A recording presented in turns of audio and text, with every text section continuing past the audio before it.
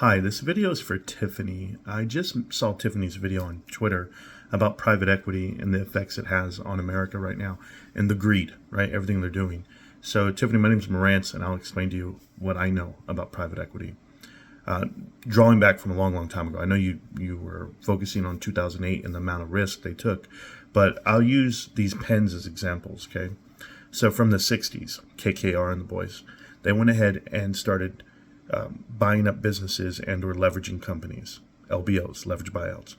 And when they started leveraging companies, they had to find another private equity firm willing to buy the company from them for excess, for more. And the agreement is that they will buy them for more.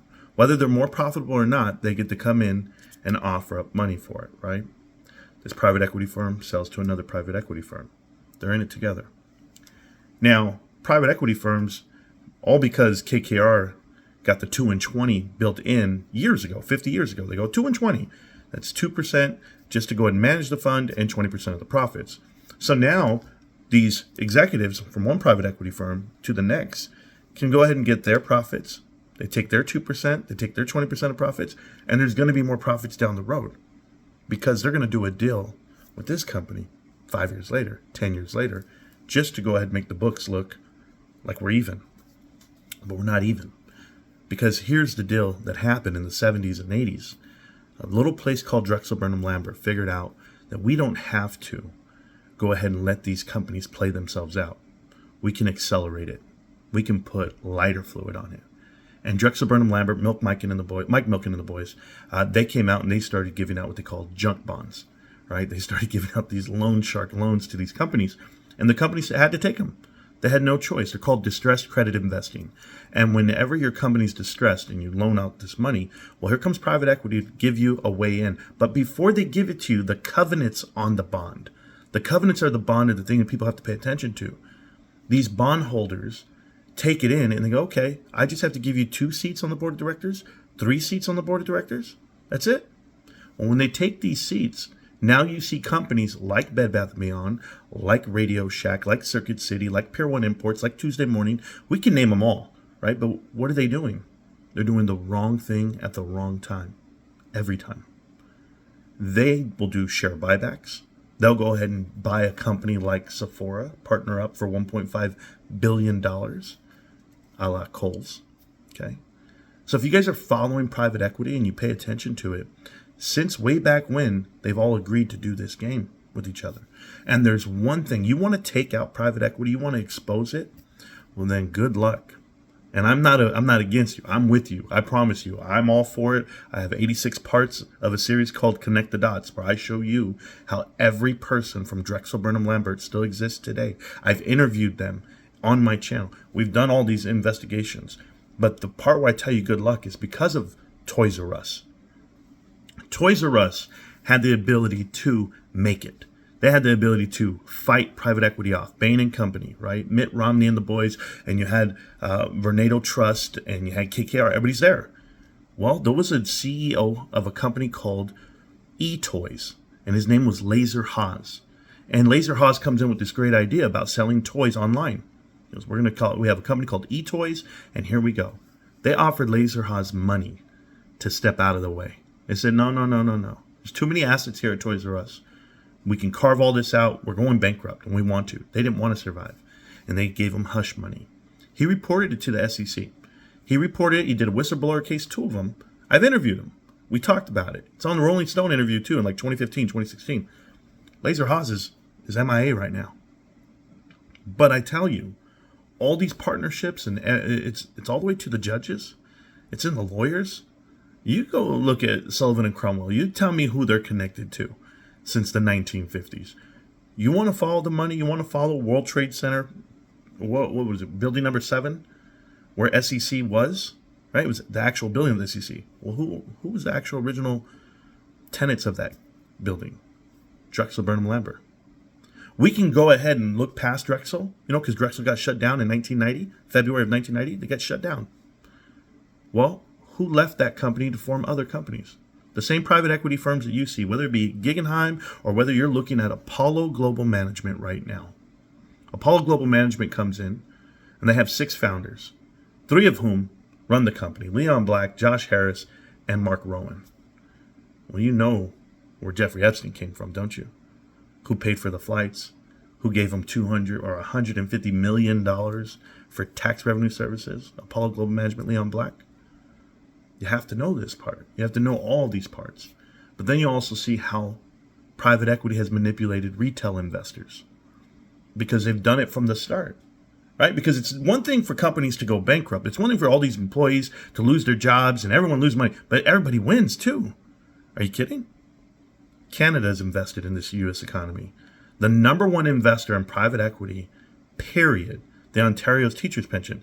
Ontario, I forget what it's called, like the OTTPP, whatever it's called. But yeah, they're investing into money here on our market in private equity. So when you see messages come across, when you see deals being done, you have to ask yourself, who's on the other side of that deal? Why is it that private equity only does deals with private equity? It's deal to deal. That's it. I'm going to tell you one company that's been successful with private equity. Hostess. Out of the 99% of private equity companies that go bankrupt, Hostess seems to be the one that actually made a profit, because the Twinkie, they actually carved out that asset. That was just a couple of years ago. Everyone else, they all run to the door for bankruptcy. And you've seen all the families get involved. The Tisch family. If you look at Zell's Jewelers in 1990, 1992, 1993, they go bankrupt, Zell's Jewelers. And when they go bankrupt, Apollo Global Management holds the bonds. Who was on the board of directors? There was a gentleman by the name of Robert DiNicola. And he's the CEO, chairman of the board. They go bankrupt. Who's the vice president? Sue Gove. And you go, wait a minute. Hold on. Bobby DiNicola. He then becomes the CEO of GNC.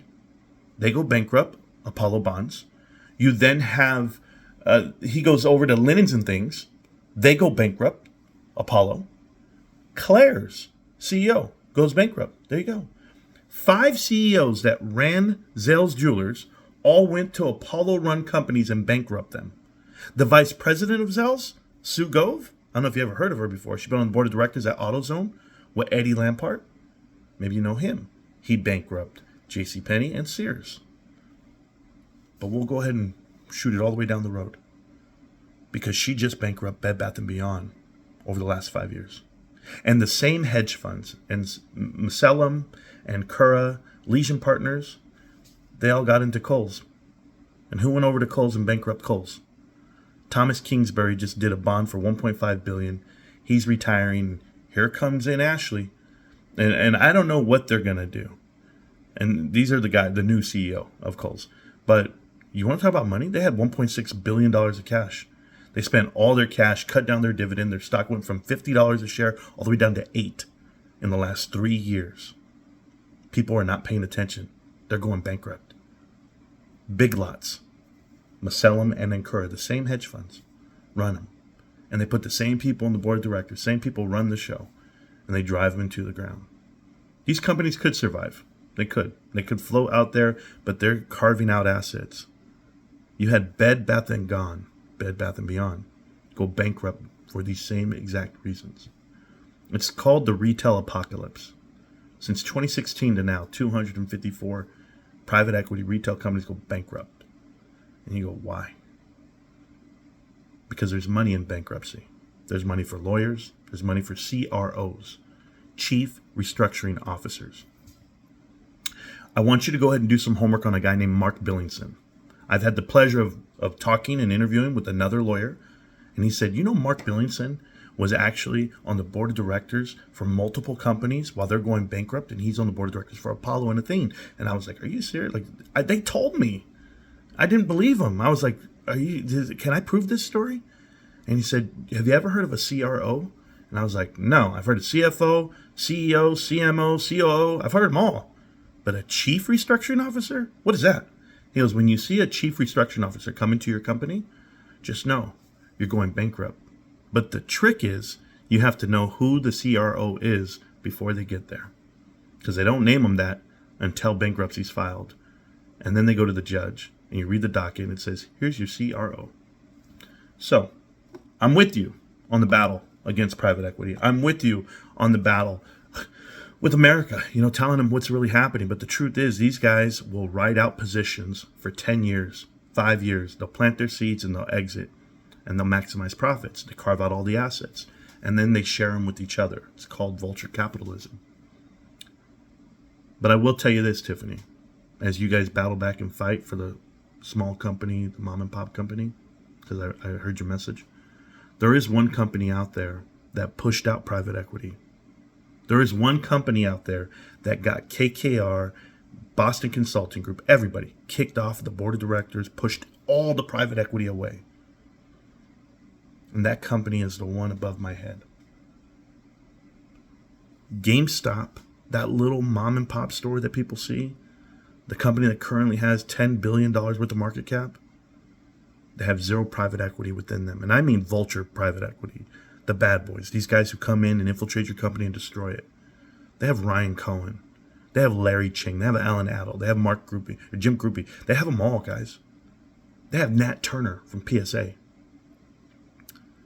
The thing about GameStop is their executives and their chairman, everyone knows about private equity. Because it's one thing to push them out of your company. It's like, how do you survive then? Because they're going to beat you with competition. They're going to beat you with logistics. They're going to do all that you can. They're going to put the grips on you. And you can't fight it back. But you can. You just have to build a moat around your company. Do more private label. Don't overpay executives or consulting firms. Funny, huh?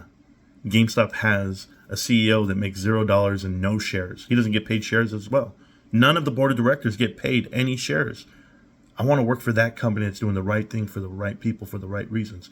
So when you say you want to fight for the people, I've got a way to fight. This investment right here is going to be the one that changes the world. And people don't know about it because they think it's just some blow up on the stock market because some Reddit investors. That's not what it is. It's the ultimate fight against private equity.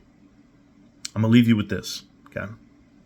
I've interviewed so many people about private equity, and I've done so much homework on it to where I kind of know how they're doing it. Well, I do know how they're doing it. But what you got to ask yourself is, do you want to keep playing in the mud? Do you want to keep investing in the companies that you had a battle with? Or you just want to buy the one and support the one that's doing the battling for you? That's me. That's GameStop. That's why I believe in it. Because I know the story of private equity and I know how it got pushed out. So, do your best with every video, every piece of content. I'd love to have you on the channel and the show sometime. We talk about it. We do it. We live it. We eat, sleep, and breathe it. And for you and your crew that's doing homework and doing, some research, check out Connect the Dots. It's on YouTube. It's on my playlist. There's 87 parts. Connect the dots. It'll really explain what's happening and how they're doing it.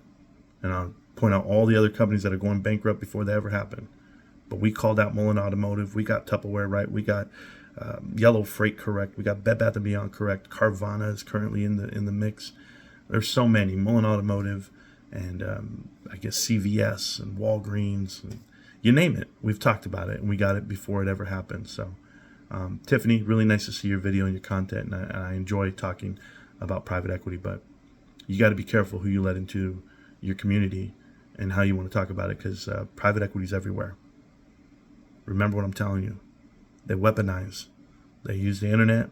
They use their companies, their partnerships. They do it all. You just got to know how to fight it. Keep fighting the good fight, young lady. Peace.